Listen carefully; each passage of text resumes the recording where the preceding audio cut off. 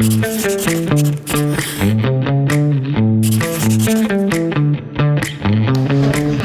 to the show.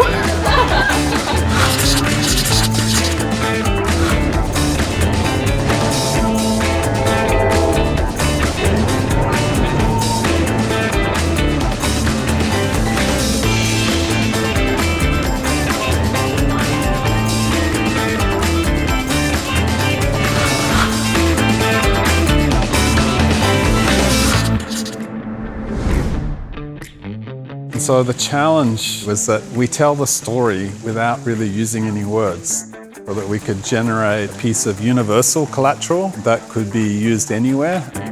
It's creatively very original, and it's really effective in being able to tell our story without language.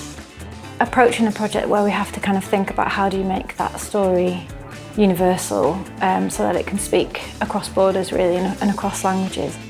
Just a really interesting and unique challenge.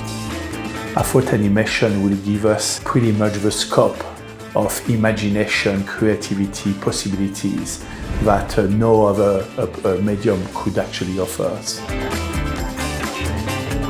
Through this animation, we really wanted to tell an uplifting story, one that didn't necessarily hide the burden of the disease. You know, a disease like dengue that affects 400 million people a year and pretty much can cripple health systems and have a real socio-economic impact on families across the world. I think the message is about the power of Wolbachia intervention and how it can change the lives of people in their communities, where people essentially live in fear of these diseases. It's been very rewarding once we learn about the actual science behind it and how this can, change the world essentially, and like what this science is. I think we were all energized after that moment, and yeah, hopefully that comes across in the film we've made. To releasing hope.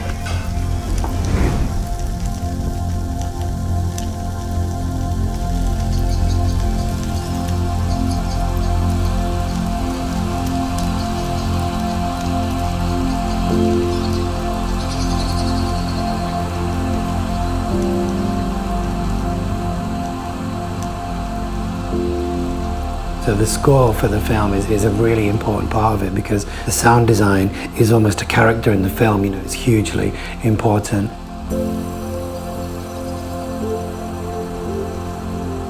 I love the Efterklang music involved, and that we've got such a high-profile band supporting the music.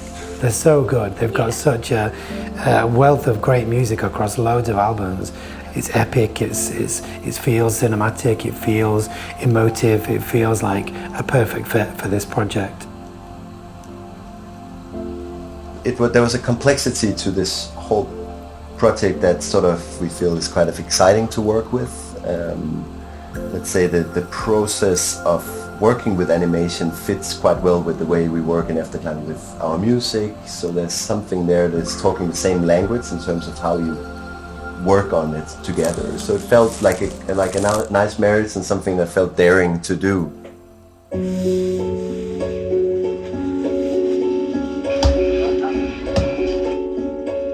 It's always nice and it's challenging and it's fun, but it's also exciting to sort of express yourself in a different way.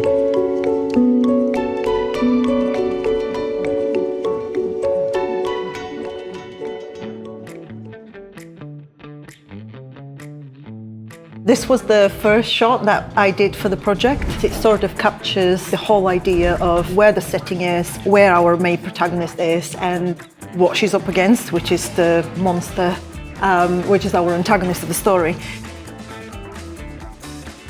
What we did is visualize that, did some hand-drawn textures, and then overlaid them on top of the particular artwork.